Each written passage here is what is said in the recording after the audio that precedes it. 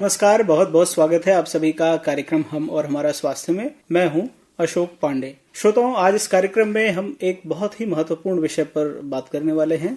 जी हां, योग दिवस की चर्चा न केवल हमारे देश में बल्कि दुनिया भर में काफी जोर शोर से हो रही है। और जब बात योग दिवस की हो तो आकाशवाणी पर योग की चर्चा न हो, ऐसा संभव नहीं है। तो आज के इस कार्यक्रम में हम योग और स्वास्थ्य, इन दोनों बिंदुओं पर चर्चा करेंगे कि योग का स्वास्थ्य पर क्या प्रभाव है और योग की वजह से स्वास्थ्य में सुधार किस तरह से आता है। और इस बारे में विशेष जानकारी देने के लिए हमारे साथ स्टूडियो में आशीष टंडन जी हैं। आप योग गुरु हैं। पिछले लगभग एक दशक से आप योग के माध्यम से हमारे समाज की सेवा कर रहे हैं। आशीष जी, नमस्कार, स्वागत है हमारे स्टूडियो में और इस कार्यक्रम में। बहुत बहुत धन्यवाद अशोक पांडे जी, आपको मैं सादर आभार व्यक्त करता हूं कि आपने मुझे मौका दिया आकाशवाणी के इस कार्यक्रम में आने का। आशीष जी, योग और स्वास्थ्य के संबंध की हम चर्चा करेंगे तो पहला सवाल ही यही है आपसे कि योग और स्वास्थ्य का किस तरह का संबंध है। योग और स्वास्थ्य का एक अभूतपूर्व संबंध है जो कि कभी कोई मिटा नहीं सकता। योग हमारी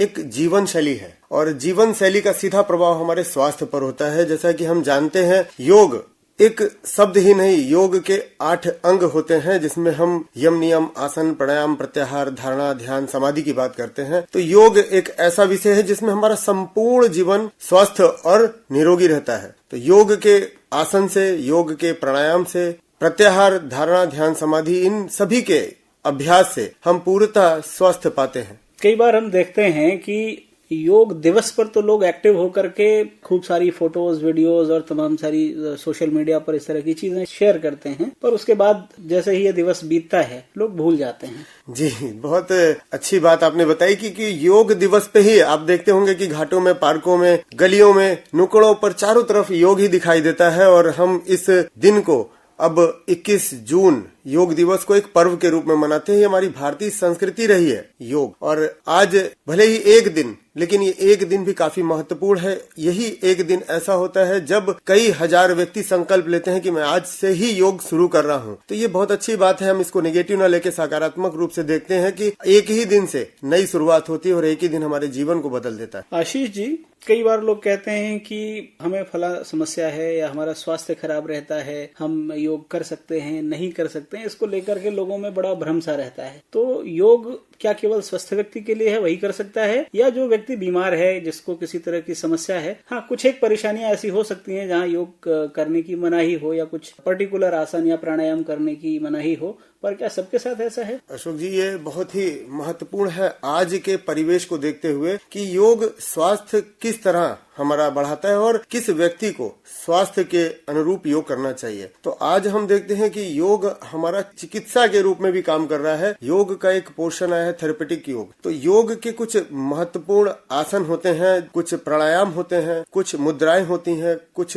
षटकर्म जिसको हम लोग क्लींजिंग प्रोसेस करते हैं। तो ये चीजें हमें व्यक्ति के स्वास्थ्य के अनुरूप ही करानी चाहिए। और जो व्यक्ति अस्वस्थ है उसको कोई अच्छे योगाचार्य से मिलना चाहिए जो योग के वैज्ञानिक पक्ष को भी जानता हो। अगर वो इस तरह का विशेषज्ञ है तो वो निश्चित आपको पूर्णतः स्वास्थ्य देगा, चाहे वो किसी भी प्रकार का रोग हो। और योग से रोग की मुक्ति एक ये निश्चित है कि आप अगर योग अभ्यास करेंगे तो किसी भी प्रकार के रोग से मुक्त हो सकते हैं। योग के बारे में एक कहावत है, कहते हैं अथ योगानुशासनम। क्या मतलब है इसका? अथ योगानुशासनम, आपने ये जो बात कही है, हमारी परंपरा है, हमारी संस्कृति, हमारा दर्शन पतंजलि योग सूत्र है। पतंजलि योग सूत्र का जो पहला सूत्र है वह कहता है अथ योगा अनुशासनम। अब योग अनुशासन से प्रारंभ होता है। और मैं आपको बताता हूँ पांडे जी की ये अनुशासन स्वयं पर होता है, ना कि दूसरे पर। जैसा कि आप देखते होंगे कि अनुशासन शब्द आते ही लोग सावधान मुद्रा में हो जाते हैं, परंतु ये अनुशासन हमारा आंतरिक होता है। हम भीतर से सावधान हो जाते हैं अपने स्वास्थ्य के प्रति, अपने नैतिक कर्तव्यों के प्रति। निश्चित तौर पर एक तरह का अनुशासन ही है योग। कई बार लोग कहते हैं कि भाई योग को भोजन के पहले करना है, भोजन के बाद करना है, सुबह में करना है, शाम में करना है। ये भी एक ऐसा सवाल है जिस पर आमतौर पर लोगों में भ्रम की स्थिति होती है। तो आज हम इस भ्रम को भी दूर करना चाहेंगे। जी, योग का एक, जैसा मैंने बताया, वैज्ञानिक पक्ष होता है। योग का अगर देखा जाए तो सबसे अच्छा समय होता है ब्रह्म मुहूर्त का। अगर आप ब्रह्म मुहूर्त में योग करते हैं तो वैज्ञानिक दृष्टिकोण से इसका सीधा प्रभाव हमारे श्वसन क्रिया पर पड़ता है। हमारे श्वसन क्रिया मतलब हमारे शरीर में ऑक्सीजन ज्यादा जनरेट होती है, ऑक्सीजन का प्रवाह ज्यादा होता है तो ये प्राण वायु हमारे शरीर के समस्त रोम कोशों में नई ऊर्जा का संचार कर देती है। हमारी मांसपेशियां उस समय शिथिल अवस्था में होती हैं। जब हम योग अभ्यास प्रारंभ करें तो हम पूरी तरह से शांत और शिथिल होने चाहिए। ये योग का पहला नियम है। और दूसरा, जैसा आपने पूछा कि आहार, अगर हम भोजन के 3 घंटे बाद अगर योग अभ्यास करते हैं तो ये ज्यादा लाभदायक होता है। जैसा कि अभी बताया कि ब्रह्म मुहूर्त में जब हम भोजन 8 से 10 के बीच में कर लेते हैं और हम 4 से 4:30 बजे उठ के अपने दैनिक क्रियाओं से निवृत्त होकर योग का अभ्यास करते हैं तो मन और शरीर दोनों का सामंजस्य बिल्कुल एकदम बराबर होता है और हम उस सामंजस्य का लाभ अपने योग के माध्यम से काफी लेते हैं और पूर्णतः स्वास्थ्य की ओर उन्मुख होते हैं। आशीष जी, बच्चों में, महिलाओं में, बुजुर्गों में योग की क्रियाएं किस तरह से प्रभाव डालती हैं और योग किस उम्र में किया जा सकता है, किस उम्र में नहीं करना चाहिए, ऐसा भी कुछ है क्या इसके साथ? देखिए पांडे जी, योग तो हमारे जन्म से ही शुरू हो जाता है। एक बच्चा जो शैशव काल में होता है वो भी योग करता है, जब वो अपने बाल्यकाल में आता है तब भी योग करता है और जब प्रौढ़ अवस्था में आता है तब भी योग करता है। योग का अर्थ सिर्फ आसन प्राणायाम से ही नहीं है। योग हमारे जीवन की हर उन क्रियाओं में शामिल होता है जिस जगह हम शांत चित्त से उस काम को करते हैं, उस क्रिया को करते हैं। तो योग की कोई आयु नहीं निर्धारित है। योग बचपन में भी किया जा सकता है, प्रौढ़ अवस्था में भी किया जा सकता है और वृद्ध अवस्था में भी किया जा सकता है, परंतु इसके आयाम अलग अलग होते हैं। किस आयु वर्ग को किस तरह के आसन, किस तरह के प्राणायाम और किस तरह के, लगभग देखा जाए तो आसनों और प्राणायामों का एक समूह होता है, वो ग्रुप, योगासना का एक ग्रुप होता है। उस ग्रुप में किस तरह से हम अपने आसनों को डिवाइड करते हैं अपने आयु, अपनी अवस्था के अनुरूप। बार बार हमारी बातचीत के क्रम में योग, आसन और प्राणायाम, ये 3 शब्द ऐसे हैं जिनका जिक्र हम बार बार कर रहे हैं और कई बार हमारा जो श्रोता है या जो अन्य लोग हैं जो योग की क्रियाएं करते हैं उनको भी इसमें कंफ्यूजन होता है कि योग, आसन और प्राणायाम, इनमें भिन्नता क्या है? देखिए, ये बहुत आवश्यक था। आपने जो प्रश्न पूछा ये काफी महत्वपूर्ण है उन श्रोताओं के लिए जिन्होंने योग को, जैसा कि मैंने प्रारंभ में कहा कि योग सिर्फ एक शब्द नहीं है, योग एक वृक्ष है और उस वृक्ष की 8 शाखाएं हैं जिनमें मैंने बताया यम और नियम। यम और नियम अगर देखा जाए तो हमारे बाहरी जीवन और आंतरिक जीवन की शुद्धि करता है और उसको मजबूत बनाता है। उसी तरह आसन, आसन हमारे शरीर में दृढ़ता लाता है, आसन हमारे शरीर को रोगों से निवृत्त करता है। और प्राणायाम, प्राणायाम हमारे शरीर में जितने भी विष हैं, विषैले तत्व हैं, उनको बाहर निकालता है, हमारे शरीर में ऊर्जा का संचार बढ़ाता है और प्राणायाम ही हमारे जीवन का मुख्य आधार है। और जैसा आपने अभी पूछा कि प्रत्याहार, तो प्रत्याहार से हमारा संबंध आहार से होता है। आहार अगर हमारा शुद्ध और सात्विक होगा, आहार अगर देखा जाए तो आज के परिवेश में लोग तरह तरह के व्यंजन खाते हैं, जैसे Chinese food, junk food, dead food, ये हमारे जीवन के लिए आवश्यक नहीं है। प्रत्याहार हमें यही सिखाता है कि हमें पोषक तत्व का ही प्रयोग करना चाहिए अपने भोजन में। तो ये तो रही बात भोजन शैली की कि क्या चीजें करनी चाहिए, क्या नहीं करनी चाहिए। अब अगर हम योग को समझें थोड़ा सा वर्ग के अनुसार, महिलाओं के लिए अगर हम योग की बात करें तो कौन से वो तरीके हैं जिन तरीकों को अपना करके विशेष करके महिलाएं अपना स्वास्थ्य का ख्याल रख सकती हैं? ये बहुत अच्छा, ये महिलाओं के लिए तो आज पूरा विश्व चिंतित है, क्योंकि आज अगर देखा जाए तो सबसे तनावपूर्ण जीवन उन महिलाओं का है जो घरेलू जीवन जी रही हैं। उनके लिए योग काफी महत्वपूर्ण हो गया है, क्योंकि वो दिन भर की भाग दौड़ में, घर के काम काज में स्वयं को भूल गई हैं। कई बार महिलाएं इस चीज को लेकर के कंफ्यूज भी होती हैं कि हम घर के जो कामकाज अपने दैनिक जीवन में निपटा रहे हैं वो भी हमारे लिए एक तरह का एक्सरसाइज है और इतना काम करना हमारे स्वास्थ्य के लिए पर्याप्त है। जी, ये एक भ्रम है अशोक पांडे जी। मैं आपको बताना चाहूंगा कि जब हम दैनिक कार्यों में अपने लग जाते हैं, अपने दैनिक कार्यों को करने लगते हैं, तो ये हमारे दैनिक जीवन से जुड़ जाता है। ये हमारा रूटीन वर्क हो जाता है और रूटीन वर्क हमारा नित्य कर्म की तरह होता है। जैसे हम रोज उठते हैं सुबह और सारे काम अपने करते हैं, उसी तरह हमें लगता है कि हम इतने मेहनत कर रहे हैं, इतना काम कर रहे हैं, लेकिन ये हमारे जीवन का रूटीन वर्क है। इसमें हमारे शरीर, प्राण और मन का कहीं सामंजस्य नहीं होता। ये हमारी फिजिकल एक्सरसाइज नहीं होती, हमारा कार्य होता है जो हम करते हैं। एक्सरसाइज और योग में कुछ थोड़ी भिन्नता है। योग जब हम अभ्यास करते हैं तो हमारा शरीर, हमारा प्राण और हमारा मन तीनों के बीच में एक सामंजस्य स्थापित होता है, जबकि दैनिक कार्यों को करने के बीच में ऐसा नहीं हो पाता।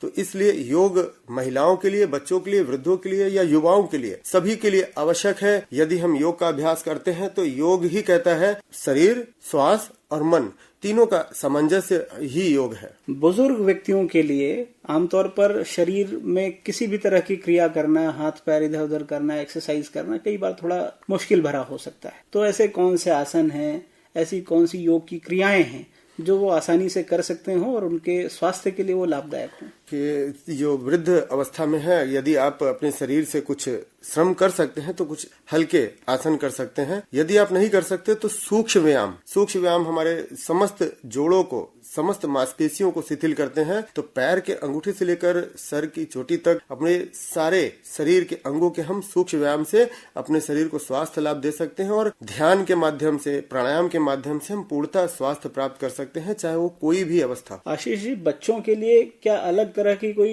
यौगिक विधि है जिसमें बच्चों का स्वास्थ्य बेहतर हो सके? आमतौर पर बच्चे योग की क्रियाओं में उतनी रुचि नहीं रखते, उनको बाहर खेलना कूदना या दूसरे काम करना ज्यादा पसंद है। पर हम अब चूंकि भारत दुनिया का सबसे युवा देश है और अगर हमने बच्चों में ये आदत विकसित करनी शुरू कर दी कि वो अपने स्वास्थ्य का ख्याल रख सकें योग के माध्यम से, तो बड़ी उपलब्धि होगी। तो बच्चों के लिए क्या प्रक्रियाएं हैं? बच्चों के लिए अगर देखा जाए, बच्चों के लिए, युवाओं के लिए आज एक नया आयाम प्रारंभ हो गया है योग का। भारत सरकार ने योगासन खेल को मान्यता दे दी है और आज योगासन खेल पूरे भारत में बहुत ही तीव्रता से आगे बढ़ रहा है। और अभी आपने देखा होगा कि खेलो इंडिया जैसे कार्यक्रम ITBHU में हुए, तो ये भी एक नया आयाम है युवाओं के लिए और बच्चों के लिए। आज छोटे से छोटी आयु के बच्चे, 9 साल से हम लोग ने कैटेगरी शुरू की है। अगर योगासन खेल में देखा जाए तो 9 वर्ष से बच्चे इस खेल में आ सकते हैं और योगासन खेल के माध्यम से अपने जीवन में कई परिवर्तन लाते हैं और स्वास्थ्य भी प्राप्त करते हैं। आशीष जी, जब से 21 जून को अंतर्राष्ट्रीय योग दिवस के रूप में घोषित किया गया, तब से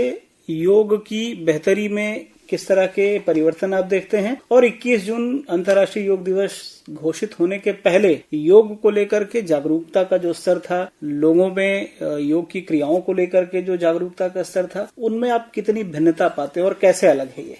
कि पांडे जी, योग दिवस हम लोग ने 2014 21 जून से मनाना शुरू किया, परंतु उसके पहले मैं हृदय से आभार व्यक्त करता हूं परम श्रद्धेय स्वामी रामदेव जी का, जिन्होंने पूरे देश में, गांव-गांव में, हर गली मोहल्ले में योग की अलग जलाई, जिससे आज पूरा भारत योग में है। और मैं धन्यवाद देता हूं अपने संसदीय क्षेत्र से प्रधानमंत्री हुए यशस्वी नरेंद्र मोदी जी का, जिन्होंने योग को आज पूरे विश्व में फैलाया और उनके प्रचार प्रसार से आज योग हर विश्व में, जैसा कि अभी आप जानते हैं 179 देश योग दिवस मना रहे हैं, तो ये उन्हीं का संकल्प था कि आज पूरे विश्व में योग मनाया जाता है। और भारत की सभ्यता और संस्कृति, दर्शन है योग, इसका प्रचार प्रसार करना हम सभी भारतवासियों का कर्तव्य है। एक दिन योग मनाने से हम एक पर्व के रूप में मना रहे हैं, परंतु अगर इसको हम प्रतिदिन अपनी जीवन शैली में शामिल करेंगे तो पूरा भारत स्वस्थ होगा और हमारे यशस्वी प्रधानमंत्री जी का ये संकल्प पूर्ण होगा। योग दिवस की हम बात कर रहे हैं, तो 21 जून को इस दिवस को लेकर के किस तरह की तैयारियां शहर भर में हो रही हैं? बनारस में क्या स्थिति है? अगर देखा जाए तो पूरा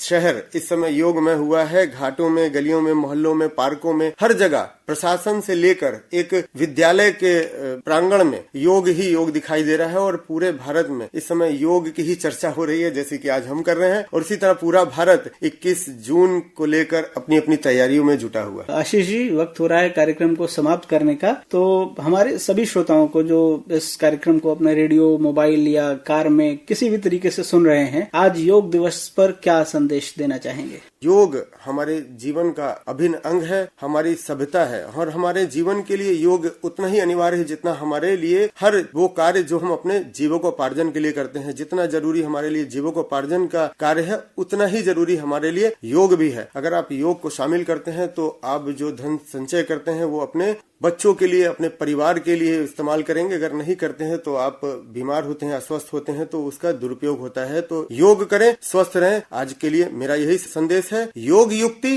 रोग मुक्ति। निश्चित तौर पर आशीष जी, जो जानकारी आज आपने योग के विषय में हमारे श्रोताओं को दी है, वो न केवल उनके लिए बल्कि उनके परिवार के सभी सदस्यों के लिए या उनके जितने भी जानने वाले हैं, अगर वो जानकारी को वहां तक साझा करते हैं तो निश्चित तौर पर हम सभी के जीवन में एक बड़ा परिवर्तन आ सकता है और हम सभी रोग मुक्त हो सकते हैं, हम सभी योग युक्त हो सकते हैं। और जिस तरह का प्रण हमारे देश के माननीय प्रधानमंत्री लेकर के चले हैं कि हम सभी भारतवासी स्वस्थ जीवन व्यतीत करें, तो योग उसमें एक महत्वपूर्ण भूमिका निभा सकता है। आप आए, आपने समय दिया, आपने इतनी बेहतरीन जानकारी दी, आपको बहुत बहुत धन्यवाद। आपको भी बहुत बहुत धन्यवाद पंडित जी, आपने मुझे यहाँ आमंत्रित किया।